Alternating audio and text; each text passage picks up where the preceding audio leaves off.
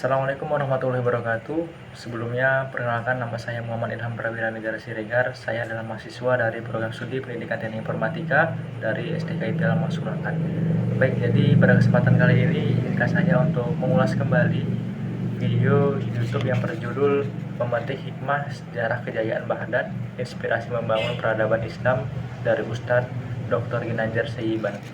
Adapun tugas yang kali ini saya buat adalah untuk memenuhi salah satu tugas UTS di mata kuliah Sejarah Peradaban Islam dengan dosen pengampu Bapak Rosmen, SPD MHUM. Baik, langsung saja untuk mempersingkat waktu kita masuk ke ulasan-ulasan yang saya tangkap dari video YouTube tersebut. Jadi di menit keempat detik 40, Ustadz Dr. Ginanjar menyampaikan bahwasanya Islam itu berkembang dengan sangat cepat dibandingkan dengan agama-agama sebelumnya yang telah ada, seperti halnya agama Kristen ataupun Yahudi, yang dimana mereka memerlukan waktu lebih dari 100 tahun untuk mengembangkan agamanya. Sedangkan agama Islam hanya memerlukan waktu kurang dari 100 tahun untuk menyebarluaskan agamanya. Dimulai dari Nabi Muhammad SAW, kemudian disusul dengan Khulafaur Rasyidin, kemudian dinasti Umayyah dan dinasti Abbasiyah. Kemudian kita masuk ke poin yang kedua yang saya tangkap dari video tersebut, yaitu pada menit ke-6 detik ke-35, di mana berkembangnya agama Islam ini bukan hanya berasal dari mukjizat yang terdapat di dalam Al-Quran, tetapi juga berasal dari bahasa yang digunakan di dalam Al-Quran, yaitu bahasa Arab.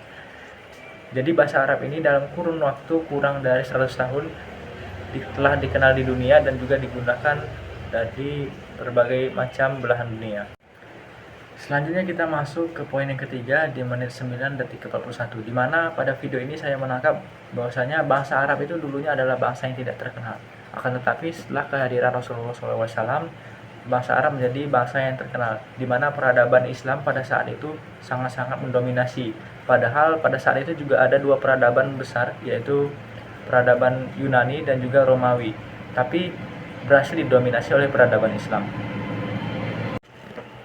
Kemudian kita masuk ke poin keempat di menit 20 detik ke-28, di mana di sini Ibnu Khaldun dalam bukunya ia menulis bahwasanya setiap peradaban itu memiliki siklus piramida peradaban, yang dimana dimulai dari lahir, kemudian muncul, kemudian berkembang, kemudian ke puncak, kemudian stagnan, dan juga penurunan bahkan mati.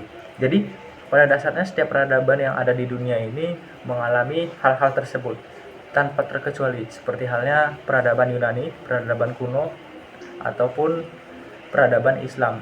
Baik, selanjutnya kita masuk ke poin yang kelima, yaitu pada menit 21 detik ke-35. Jadi pada menit ini membahas tentang masa keemasan Islam, dan masa itu terjadi pada saat dinasti Abbasiyah. Kenapa disebut masa keemasan Islam itu terjadi pada dinasti Abbasiyah? Jadi ada beberapa alasan. Yang pertama itu adalah karena wilayah kekuasaan pada dinasti Abbasiyah ini sangatlah luas, mencakup Samudra Atlantik sampai dengan Samudra Hindia. Kemudian alasan yang kedua adalah pada saat itu dinasti Abbasiyah memiliki seorang pemimpin yang sangat cerdas, namanya Harun Ar-Rasyid, di mana Harun Ar-Rasyid ini mengembangkan banyak keilmuan. Jadi dia mengembangkan keilmuan matematika, fisika, sosiologi, kemudian kedokteran, dan lain sebagainya, sampai dia membangun suatu institusi pendidikan pertama yang bernama Baitul Hikmah.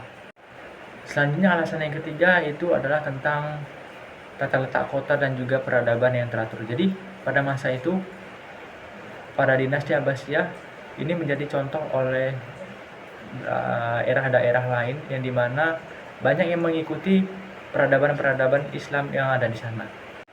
Kemudian alasan yang keempat dan juga yang terakhir yang ingin saya sampaikan, yaitu pada masa ini banyak sekali orang-orang penting, kemudian ulama-ulama, cendekiawan, dan lain sebagainya yang berada di dinasti Abbasiyah ini menjadi rujukan buat orang-orang yang berada di luar kekuasaan dinasti Abbasiyah maupun di dalam dinasti Abbasiyah.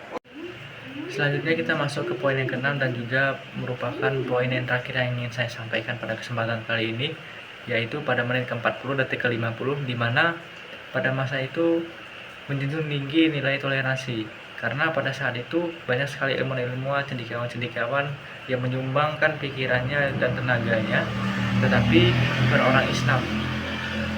Nah, di sini mereka sangat menjunjung nilai toleransi antar umat beragama.